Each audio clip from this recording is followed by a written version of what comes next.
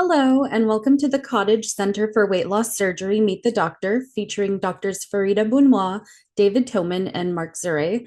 I'm Christina Cortez, the Public Relations Manager for Cottage Health. Before we get started, I'd like to review a few of the housekeeping items to optimize your experience during this webinar. First, I'd like to note that at the conclusion of this webinar, we will host a brief question and answer session. So please use the Q&A button that's located at the bottom of your screen to submit your questions. And also please note that this webinar is being recorded and we will be emailing it to you for future viewing. So with that said, let me first introduce our presenters.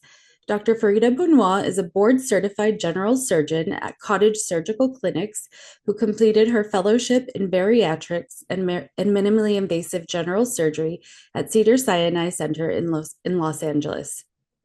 She is the first female bariatric surgeon in Santa Barbara and is a member of the American Society of Metabolic Surgery and a fellow of the American College of Surgeons. She has been published in many medical journals, and in 2001, she received the Marc Young Investigator Award for her outstanding contribution to research on insulin-induced growth in smooth muscle vascular cells. Now, for Dr. David Thoman, he is a board-certified specialist with Cottage Surgical Clinics. Before his arrival in 2004, he was the director of minimally invasive surgery and the medical director of bariatrics at the Naval Medical Center in San Diego, which is the world's largest military hospital. Dr. Thoman was trained at Jefferson Medical College in Philadelphia, the Naval Medical Center in San Diego, and the University of Medicine and Dentistry of New Jersey. He also completed a fellowship in minimally invasive surgery at Cedars-Sinai Medical Center in Los Angeles. And last but not least, we have Dr. Marc Zerey. He is a board-certified weight loss specialist at Sutter Health, specializing in weight loss surgery and advanced laparoscopic surgical techniques. He is certified with the American Board of Surgery and the Royal College of Surgeons of Canada. He has published extensively in numerous medical journals, has co-authored chapters in 2 medical texts, and is a frequent lecturer on weight loss surgery and other surgical topics. So now with those introductions, please join me in welcoming them. We'll begin today's presentation with Dr. Bounoua. Hello, everyone. Thank you for joining us today. I'm Dr. Bounoua, and I'm here to talk about obesity and the evolving tool we have in weight loss, medical, and surgical management. So obesity is not just a simple thing. As you all know, it's a multifactorial, it's a pressing challenge in healthcare. It affects millions of adults, children, it affects our healthcare and our economy. So the prevalence of obesity increased exponentially. If you go in the 60s, only 13% of the population were obese. In 2025, 42% of the American population is obese. That's almost one every other adult. And how did we come to this point? The simplistic approach is to say, oh, it's laziness, diet, we need to exercise. But we know now in 2025 that obesity is an inflammatory disease. Some patients, some adults will store fat more than others, and that there is a genetic part of the way people store their fat. There is certainly the propensity of, next slide please, of having more processed food, and more in the US, processed food with high calorie, high density. If you compare people in the 60s, they were spending less time at their desk, at their computer, at their TV, they were moving more. And not only that, they might have had a better sleep pattern. Studies show that sleeping not well increase the risk of obesity because of your hormonal changes and stress.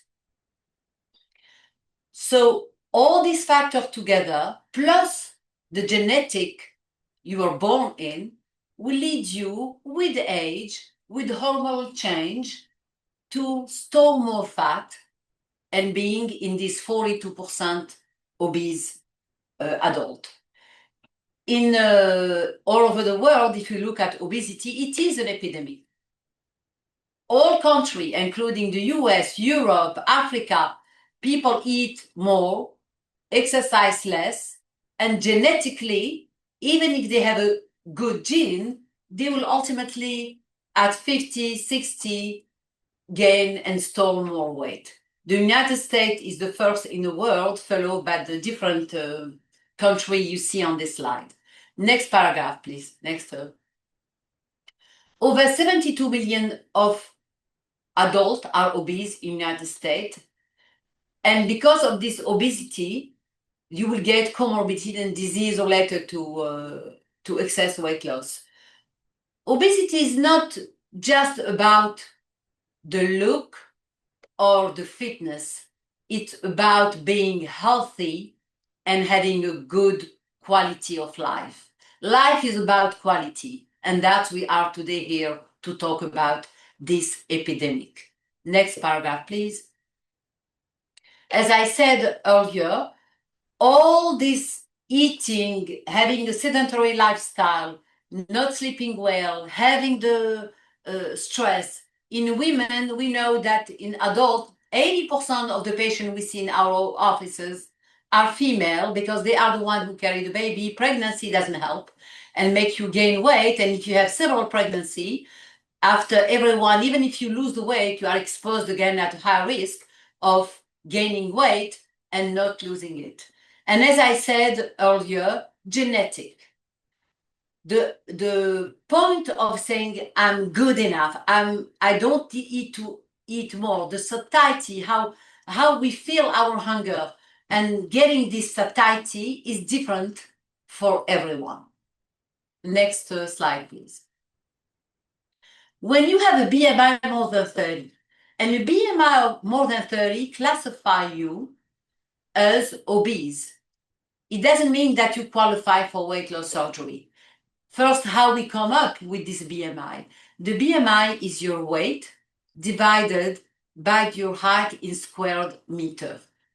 When you have a BMI more than 30, your risk of dying increased by 55%.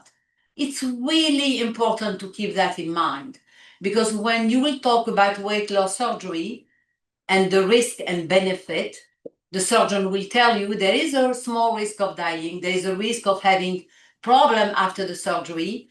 You have to outweigh the benefit.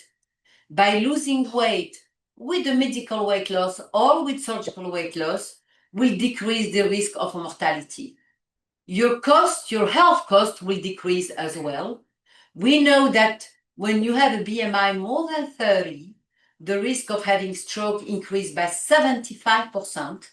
The risk of having heart disease increased by 70%, and the risk of having this slow eating you up disease, diabetes, increased by 400%. You have to keep in mind this number because if you do not do anything about your obesity, something will happen. Next slide, please. Who is eligible? In the old way, we said you have between 18 and 60. But now with advance of medicine, the fact we don't operate with a big incision, we do with small incision, the recovery is faster. People don't stay in the hospital weeks. They stay in a hospital one day or sometimes outpatient. So you have to have a BMI more than 40 if you don't have any disease related to obesity, or a BMI more than 35, but you have to have either high blood pressure, diabetes, one what we call comorbidity related to obesity. Basically, you have to be about 100 pounds overweight and obviously ready to attend the regular follow-up and making the lifestyle changes to have lifelong good result. Next slide, please. Why we are talking about obesity? Because we know there are complications. People get more heart problem, more pulmonary problem. They will have severe pancreatitis. We know now that 13 cancer are directly related to obesity, such as colon cancer, pancreatic cancer, some form of lymphoma, etc., and etc. So obesity will kill. And in 2020, more people died in the world from being obese than from hunger. Next slide, please. What can be done to improve this quality of life, to decrease the risk of death, to decrease disability, to decrease the medical weight loss? Next slide, please. You have two options. Most of the adults who come in our offices said, we try diet, we exercise, we try to see a psychologist to change my behavior. All these tools show that they improved, but they don't give a sustainable weight loss. Most of the adults come with, they say, we lose 40, we gain 50. We lose 50, we gain 60. Fortunately, in 2025, there is new drug, and I'm sure all of you heard of them or even use them, what we call the GLP-1 agonist. It's a medication which exists since 2005, so it has been at least 20 years. When people say, oh, it's a new medication, I don't know if it will work well, if I will not have side effects, if I will not get big medical problems. It works on 9 out of 10 patients. It has side effects, which happen in 2 out of 10 patients. It's either nausea or vomiting or abdominal pain. But if we give 10 patients this medication, 9 of them will keep taking it. And 1 of them will stop taking it because of bad side effect. And what this medication is, it's creating the same hormone we already secrete in our intestine. When we eat, our intestine secrete this hormone with a glucagon-like peptide 1, and this will send a signal to your brain saying, I'm good, I don't need to eat more. And most of the patients we put on them, they said, this noisy hunger sound I hear all day long disappear. And I feel more normal. I go with my life and not thinking just about food all day long. We use it before the surgery. We use it after the surgery if people start gaining back the weight. And ultimately, all these, including medication, give the ability to lose weight. For the GLP-1, you lose between 10 and 20% of your excess weight. But the problem, if you stop it, you will gain back the weight. The same as with surgery. If you don't make the lifestyle changes, you will gain back the weight. The most effective approach for long-term weight loss is surgery in severely obese patients. Severely obese patients or morbidly obese, they have more than 100 pounds of weight to lose at least. So the good news is now we have the best tool to help you reach your weight loss objective. Next slide, please. I will now pass to Dr. Thoman, who will talk about the weight loss surgery option. Thank you, everyone. Thanks, Farida. Next slide. So, Dr. Thoman, thanks for joining us. I'm going to just drive home a few more points, parroting Dr. Bounoua. The thing all your skinny friends tell you is just go on a diet. And unfortunately, as was mentioned, there's really no evidence that diets work. If you look at the entire body of evidence, what you find is that most of them will work at 6 months, but then when they look at people 3 years later, 5 years later, typically everyone's regained the weight and importantly, added more. Next slide. The other thing they tell you is just go exercise. Well, I totally agree. You should exercise, but unfortunately, moderate exercise, which is what most people do, doesn't typically lead to weight loss because it stimulates your appetite.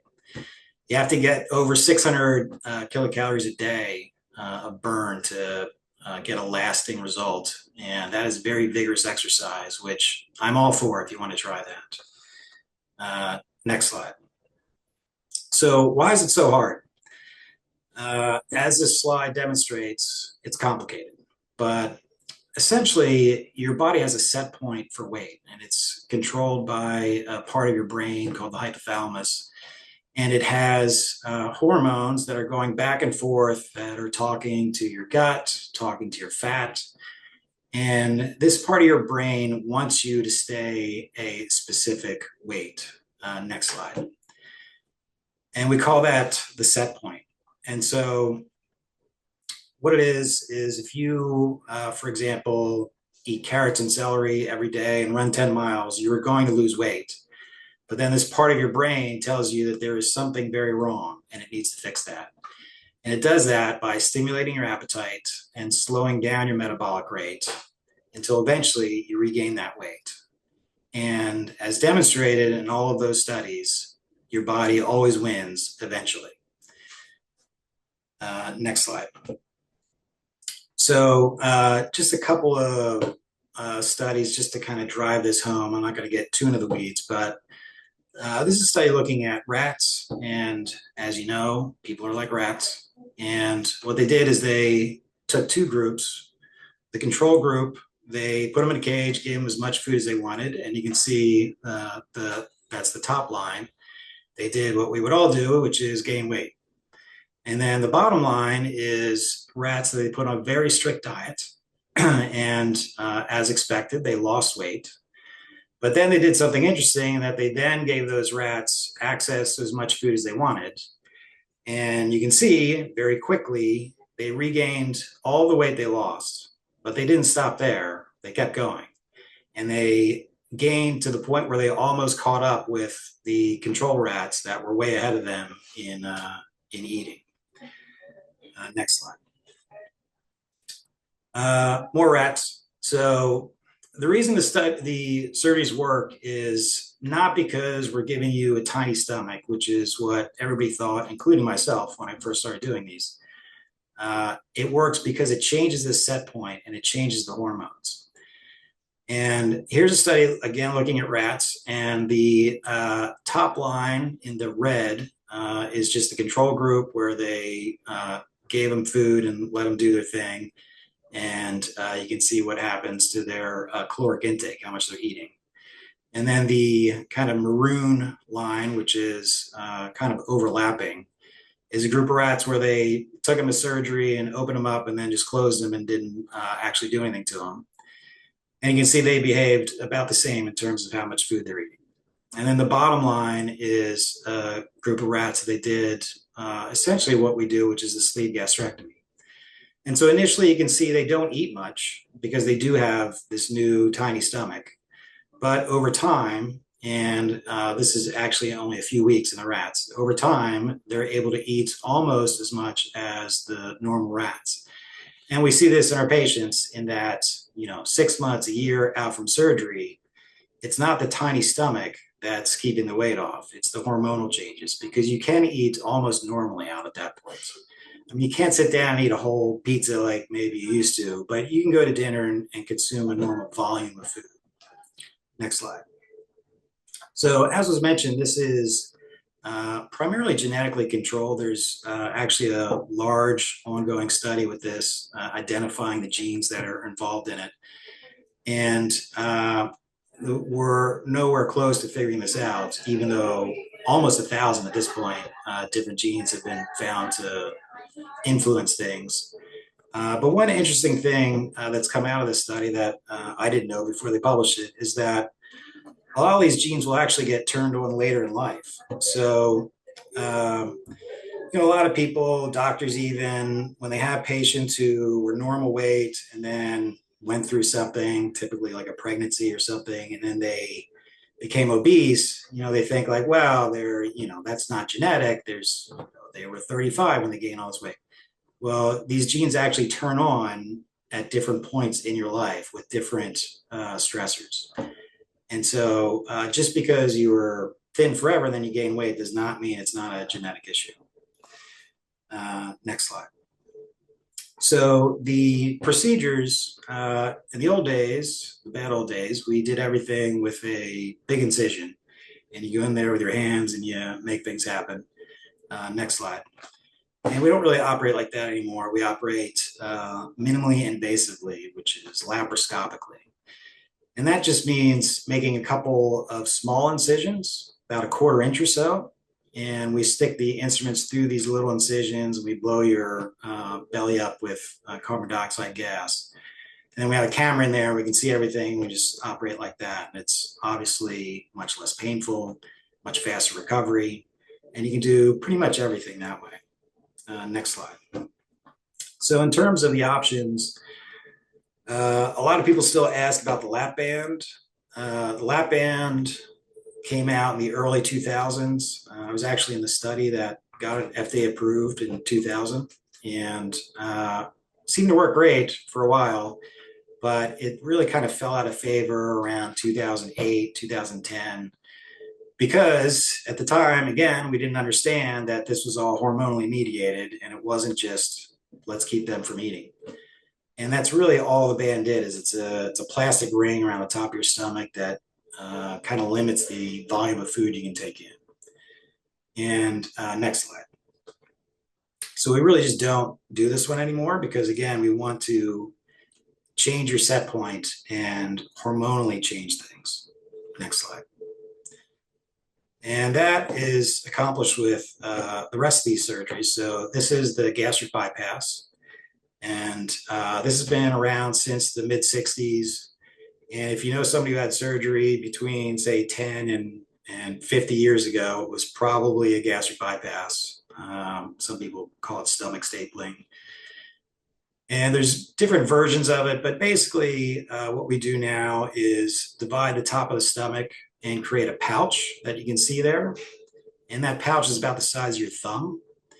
And then we divide the intestine and bring the intestine up to that pouch and sew it to it. And then we reconnect the intestine downstream, and that creates the Y in the Roux-en-Y.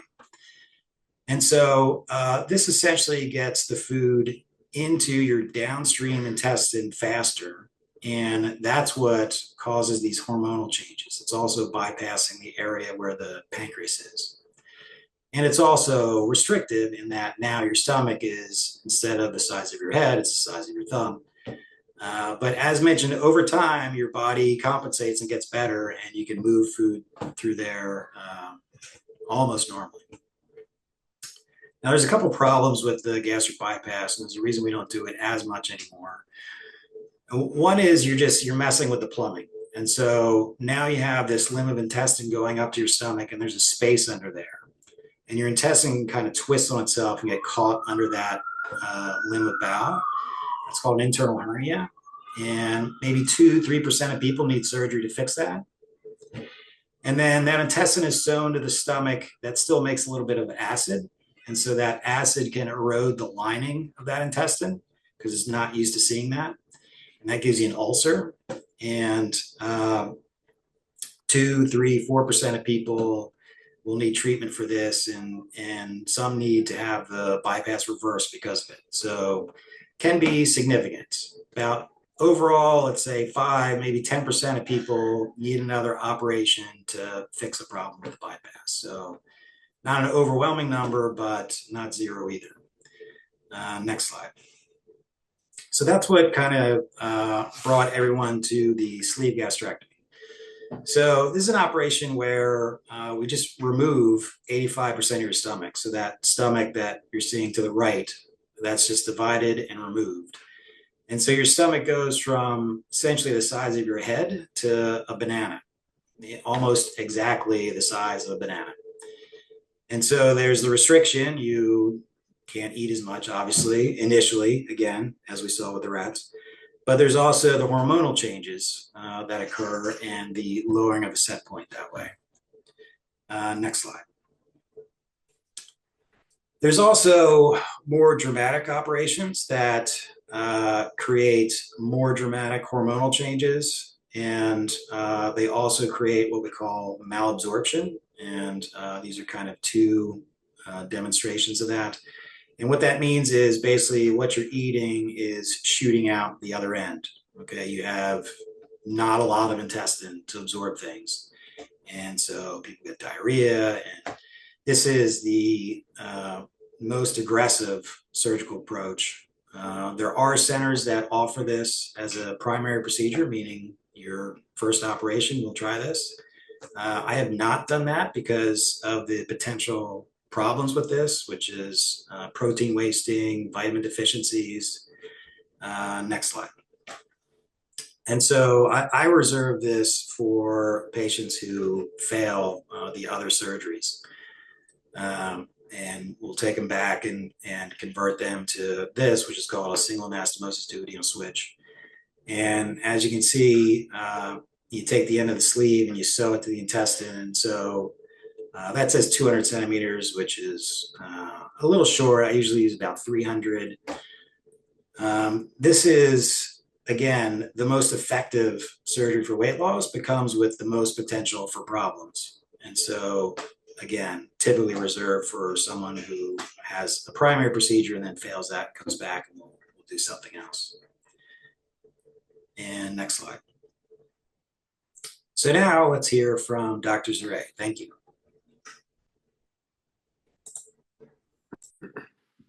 Great. Thank you, Dr. Thoman. So let's say you've gone through the steps, you've thought of this, you've had your surgery. Now it's time for your recovery. And for the large majority of patients, and what I'm about to say really pertains mostly to patients undergoing the sleeve gastrectomy and the Bounoua gastric bypass, given that these by far are the most common surgeries. So we'll sort of limit this discussion to those two surgeries. Most patients I mentioned will be discharged after one overnight stay, as long as your nausea is well controlled, pain is well controlled, your ability to tolerate liquids, you're able to move around without too much assistance, and you understand what the expectations will be once you're discharged home. Next slide.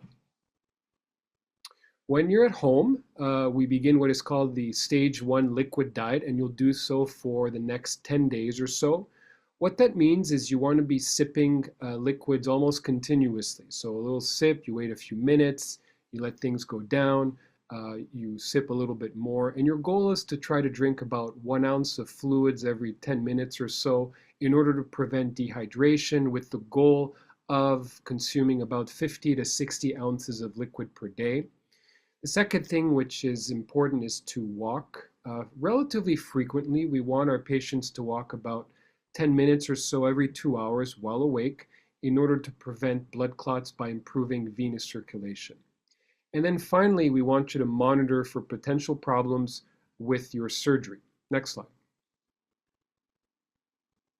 So what type of problems are we thinking of, right? Because you're our first line. We can't help you if you have a problem after your surgery unless we're notified. And what are these problems? That includes a rapid heart rate, if you're short of breath, if it hurts to breathe, if it hurts to drink, if there's worsening abdominal pain, or if you have fever. Next slide.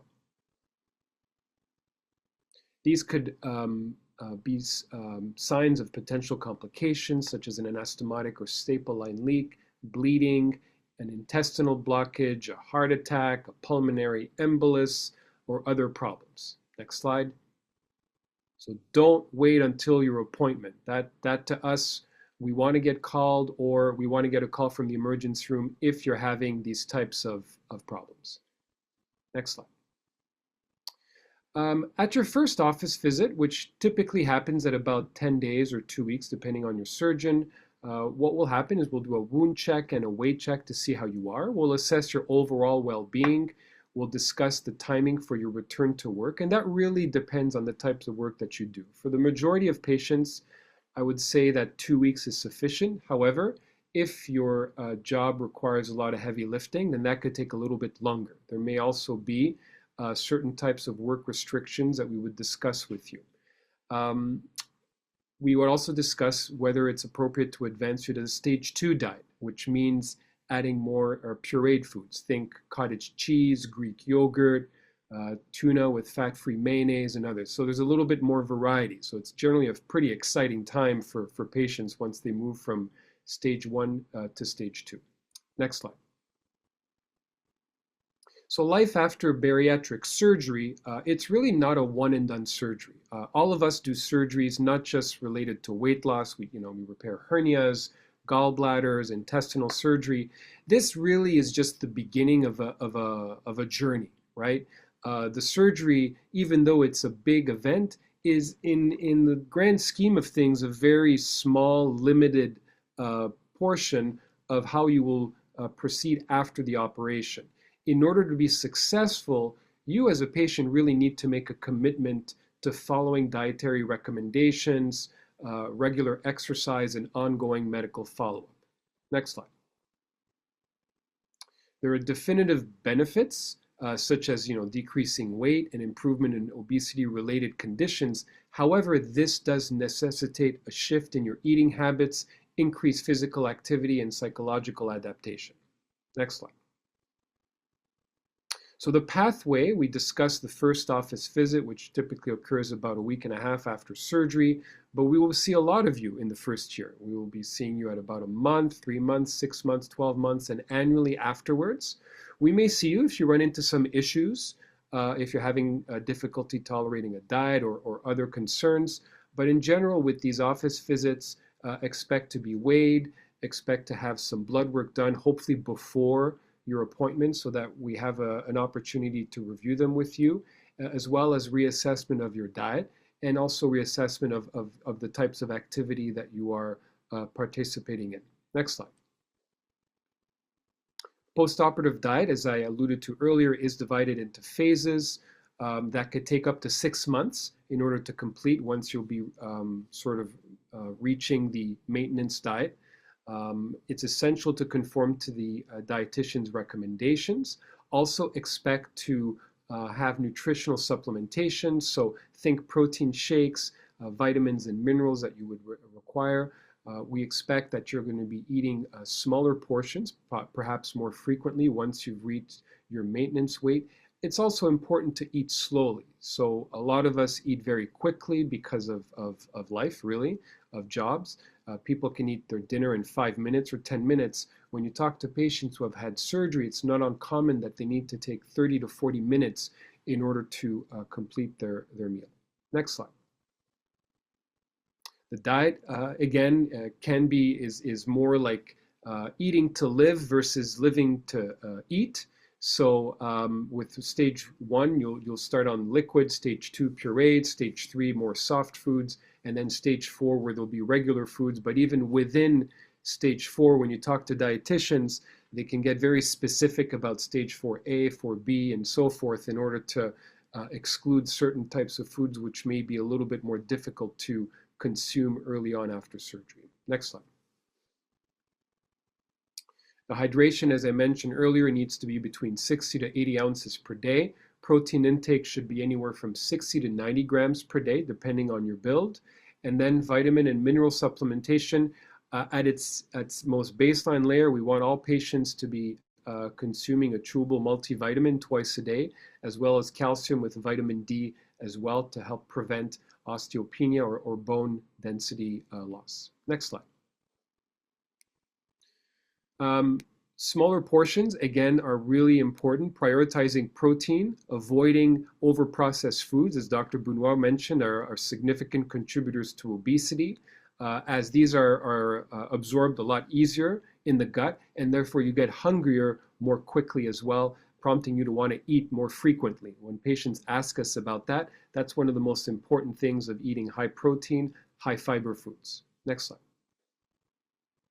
And then physical activity is an essential portion of life after bariatric surgery. We want everybody to start ambulating very early. This really, again, is not related to fitness.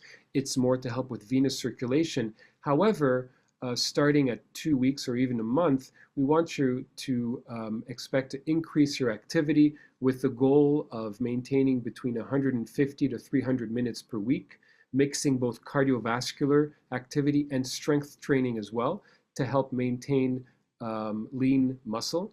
It's crucial for maintaining your weight loss as well, given that your metabolism will be higher the more active you are, improving overall health and again, preventing muscle loss. Next slide.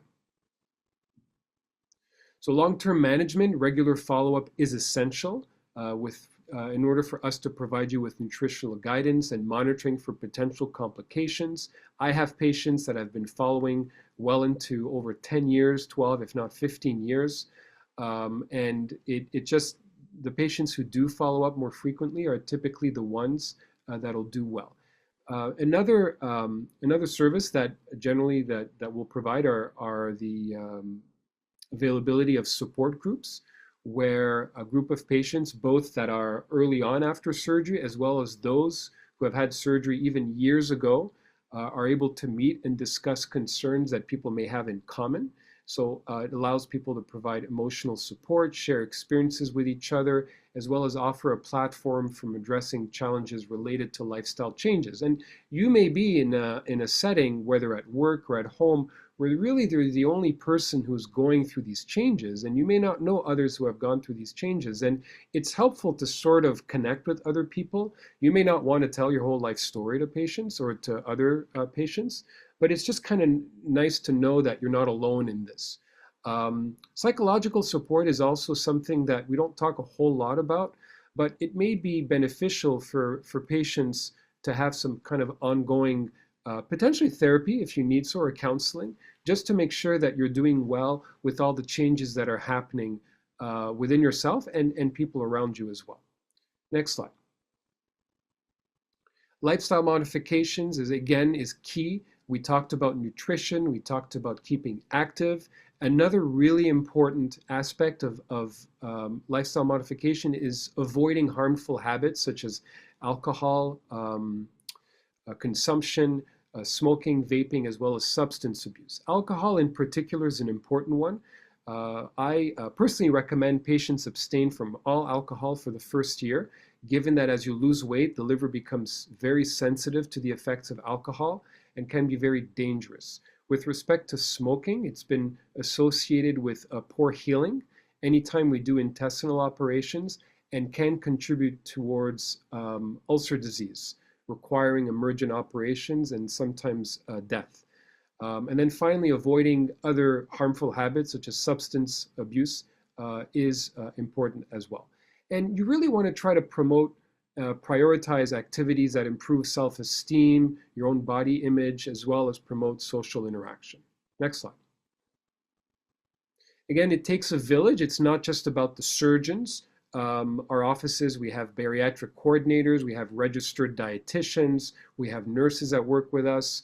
We also work with a psychologist who will see you preoperatively. We provide education before the surgery so that you go in as well prepared as possible, as well as ongoing education after the surgery as well. Next slide. So why does bariatric surgery work? I think it's been alluded to before. We talk about making your stomach smaller or potentially promoting malabsorption if you choose to do a gastric bypass. But again, studies have shown that after surgery, you will have a lot of hormonal changes, some of which mimic what the newer GLP-1 agonists do. But with surgery, it also creates other hormonal changes that go beyond just the medications, which is why it's a very powerful tool to help you achieve better health and weight loss as well. Next slide. There are risks with surgery. Definitely, there are a lot of benefits as well, but long-term risks with a sleeve gastrectomy may include reflux disease, nutritional deficiencies, gallstone formation because your gallbladder is not working as much and recycling the bile, and that bile can just stagnate within the gallbladder, eventually forming stones. Because of your smaller stomach, this may provoke nausea and vomiting, especially in the early parts of the surgery. And the large majority of patients, that improves relatively quickly. Osteoporosis, firstly because of lower vitamin D consumption, but also as you lose the weight, you don't have as much stimulation for needing as much bone density to carry that weight. So it's really important to follow up with your primary care doctor and potentially get a bone density scan to make sure that you're not developing osteoporosis, as well as the potential for weight regain. If if your lifestyle sort of creeps up again, where you're eating a little bit more processed foods, you're not exercising as much, that definitely can happen over time. Next slide. With respect to the Roux-en-Y gastric bypass, there are some long-term risks that it does share with the sleeve, but it does have its own risks as well, such as dumping syndrome, which is a sort of fluid shifts that occur within the gut, as well as hormonal changes when you consume sugar. It's not necessarily a life-threatening condition, but it makes you feel uncomfortable when you do consume foods that are high in sugar. Nutritional deficiencies may occur at a slightly higher rate than a sleeve, just because we are bypassing portions of the intestine that are more critical for the absorption of iron as well as calcium. Marginal ulcers, ulcers that occur between the gastric pouch and the small intestine, may occur as a result of poor blood supply, but that can be also increased with the consumption of anti-inflammatories as well as smoking. Bowel obstructions may occur with any abdominal surgery, but with the gastric bypass, this can occur as a result of internal hernias that may require surgery down the road, even after you lose a lot of weight.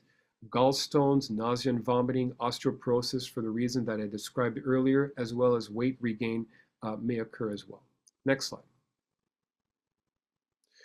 But the good news is the reason we do this in the first place is to improve your health, to get you off the medications, to make you more mobile, to help you extend your life, improve the quality of your life, and just make you healthier overall. And again, decades after bariatric surgery has been around, if not a half a century, it still remains a very important and effective tool for patients that require weight loss. Next slide. Outcomes for weight loss procedures for the sleeve in most studies will indicate 45 to 60% excess weight loss, or 30% of your total weight, whereas the gastric bypass, think of it as, because it's both restriction and malabsorption, there will be increased excess weight loss, or 35% total weight. Next slide. Bariatric surgery is a tool. Think of it as a fancy laptop. If you buy a laptop but you don't use it, it's pretty useless. If you just have surgery, you don't use it to its full potential, you will not be as successful as somebody who makes a commitment to changing their lifestyle and using this as a springboard to making other changes in their life. It does require a lifelong commitment and a lifelong follow-up as well, so that you keep being the best person you can be after the surgery and enjoying a really good quality of life. Next slide. In summary, as Drs. Bounoua and Dr. Thoman mentioned, obesity remains a public health emergency. There are different options out there, surgical and non-surgical. It is important that regardless of the option you do choose, it's important to implement long-term lifestyle changes. With respect to weight loss surgery, it truly is, and multiple studies confirm this, that it is the best option for patients if you do have a body mass index greater than 35 with medical problems, or the BMI greater than 40 with or without medical problems. Thank you, doctors, for that wonderful presentation. We'll now open the room for questions. Reminder to our attendees to please submit your questions in the Q&A box that's located at the bottom of your screen, and then I will read those questions out loud to our physicians. So I will start off with our first question. Dr. Bounoua, I'll direct this one to you. Do most insurances cover weight loss surgery? Yes and no. Public insurance, government insurance, Syncal and Medicare, if you meet the criteria for weight loss surgery, they will cover it.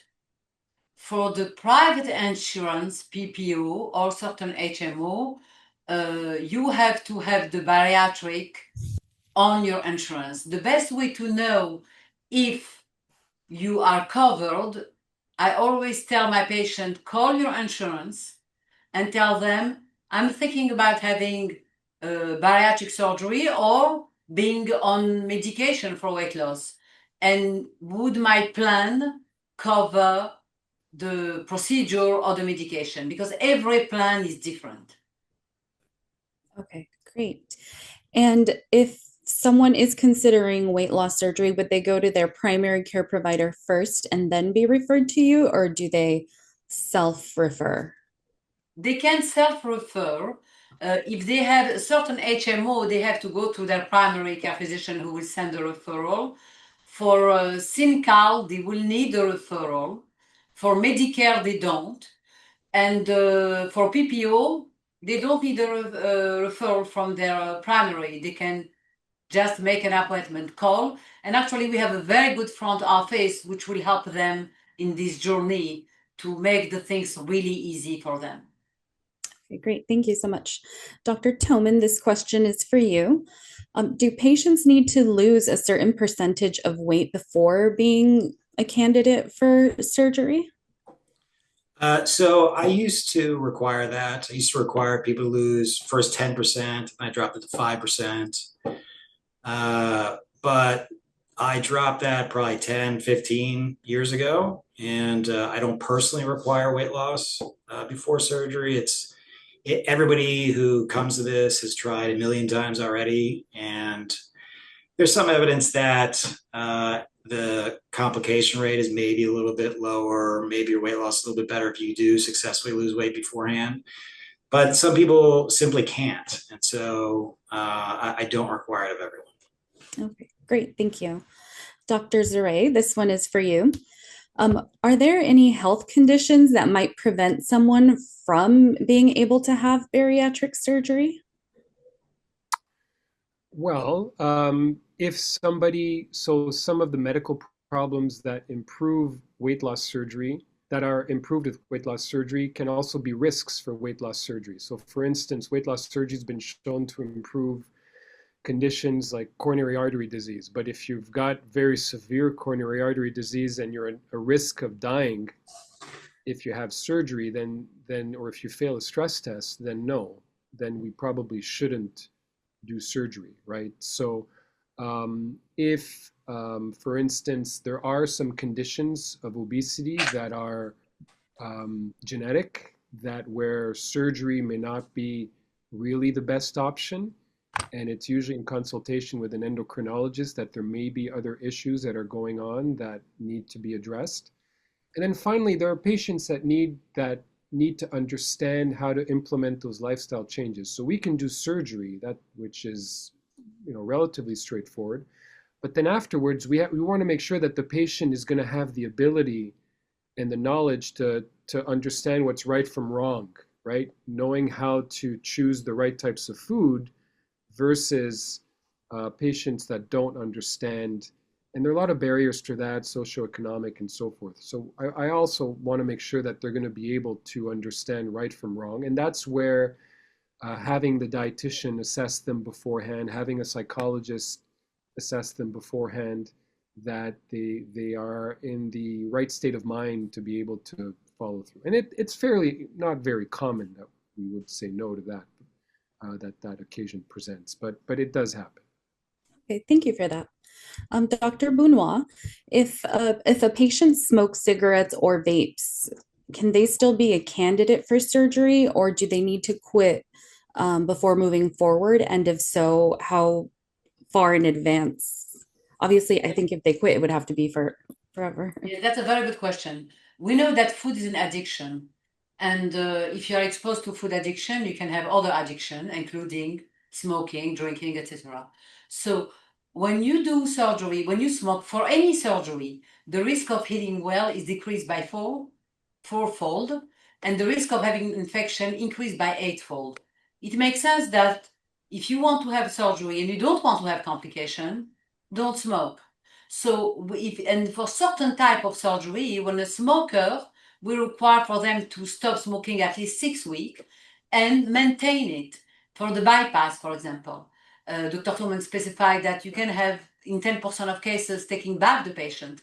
And while with the cigarette they smoke, they have more risk of having ulcer.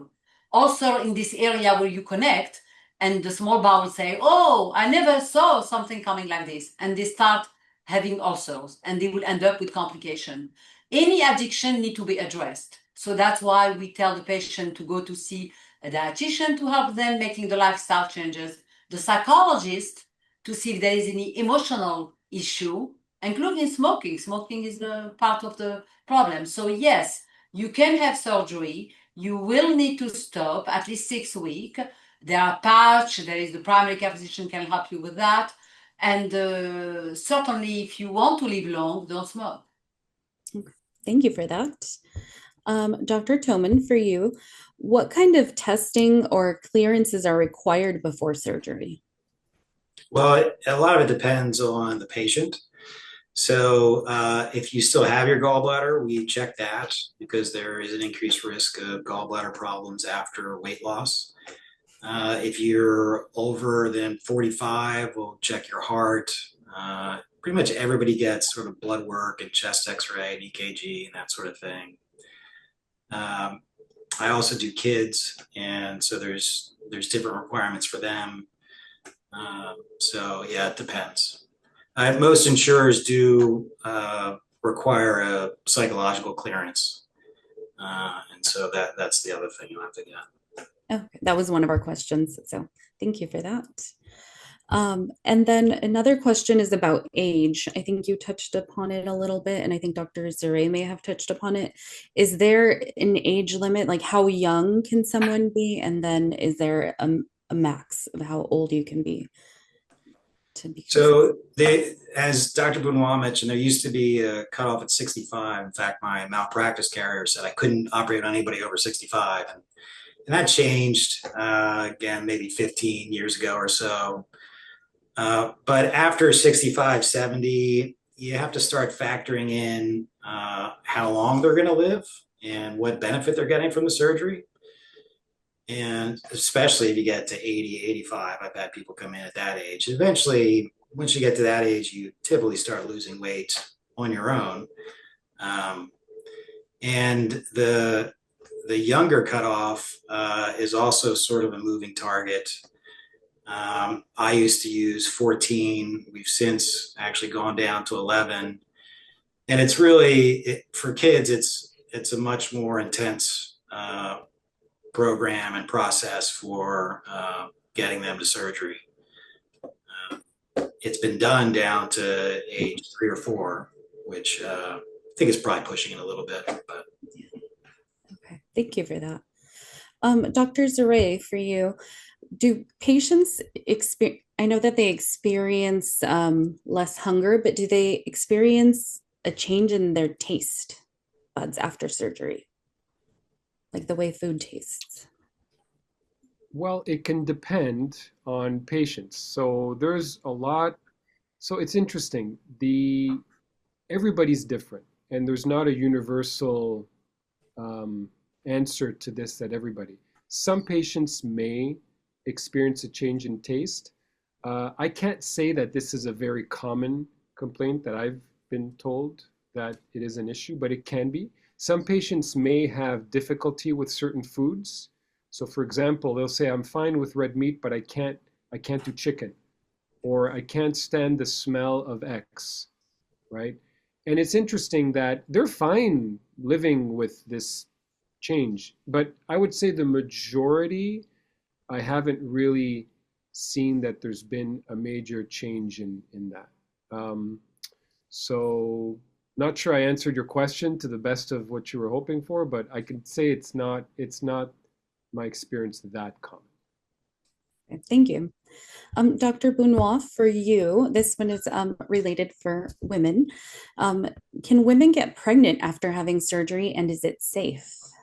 Certainly. Actually, we see many women who come for fertility problems. When you are morbidly obese or severely obese or just obese, they try many times, their hormones are all over the place and they cannot get pregnant. So it's really, really important to know that your fertility, you will be much more fertile after the surgery. To avoid to be pregnant the first year, although I have patients, they were pregnant within 6 months. After they were happy because they were treated for fertility. Ideally, if you can wait 1 year, because your body is getting adjusted, losing a lot of weight, your vitamin your menses change, ideally wait a year. And then pregnancy, no problem. Actually, many studies showed the baby was healthier on the women who had surgery after weight loss surgery and they were not morbidly obese versus when they were morbidly obese, plus gestational diabetes for the mother, diabetes for and hypoglycemia in the kids, in a baby, big baby, big head, complication during the delivery. In one word, yes. Okay, thank you. And this one, anyone can answer this one. How common is weight regain after surgery, and what do you do if that happens? In my experience, it depends how you define weight regain, right? So think of it as a curve. You're going to start up here, you're going to lose some weight, but it's rare for somebody to stay at the lowest weight that they reached, right? So I think most of us, we've seen patients reach their lowest weight anywhere from 6 months to 18 months. Some people lose it rapidly, some it takes a little bit longer. Eventually, your body, you start eating more calories because initially you're only eating about 600 to 800 calories a day, and then you'll reach a steady state anywhere from 12 to 1500 calories a day.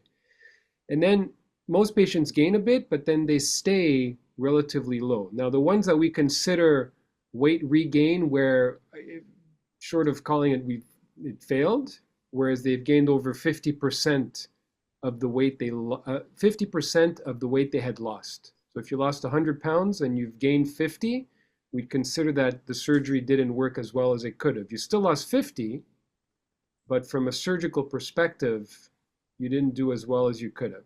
That, I think, in the literature is anywhere from 30 to 35%.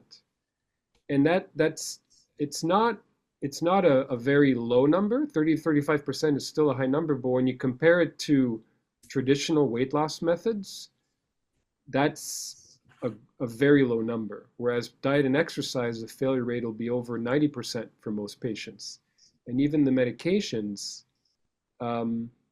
yes, if people stay on them for long term, they do great. But if they stop, and a lot of people stop for different reasons, either a lack of tolerance, or they don't want to give themselves a shot every week, or insurance stops covering, or a cost issue. So there's a lot of things can happen if you depend on the medication. So in general, my experience, 30%. Great, thank you. So we're coming to an end. So I'm going to ask one last question and then we'll close up. It's been a great conversation. Thank you so much. And any of you can answer this one, or all of you can. What's the first step someone should take if they think surgery might be right for them? I will dive in. So the first step, if you think about it, you call your insurance, you ask them if you have the bariatric or the medication, because we have a very comprehensive program. We offer all of three of us do all the surgeries. We all treat the patient obesity for many years, and we have medical weight loss management. I'll ask the question, then when you make the appointment, you prepare. And for the financial, because it's a big financial burden, number two. And if you think about seeing a weight loss surgeon or weight loss management, you need to make the change now. You don't wait until you see your physician to decide, because it's a lifelong change. And as my colleague mentioned, it's not one shot and then we will be thin forever. It's a long change in every step of your life. I don't know, you guys, what you think. Like, that's great advice. All righty. Anything else? Yeah. All right. Well, thank you everyone for your questions, and thank you for joining us this afternoon. Dr. Thoman and Dr. Bounoua's practice, Cottage Surgical Clinics, is located at 2320 Bath Street, Suite 101 in Santa Barbara. And Dr. Zerey's practice is located at 317 West Pueblo Street in Santa Barbara. Immediately following this presentation, you'll receive a link to request more information or to make an appointment. We will also email a recording of this presentation in the coming days, and a brief survey will appear after this webinar closes, and we'd love to hear your thoughts. So thanks again for joining, and have a happy and healthy rest day.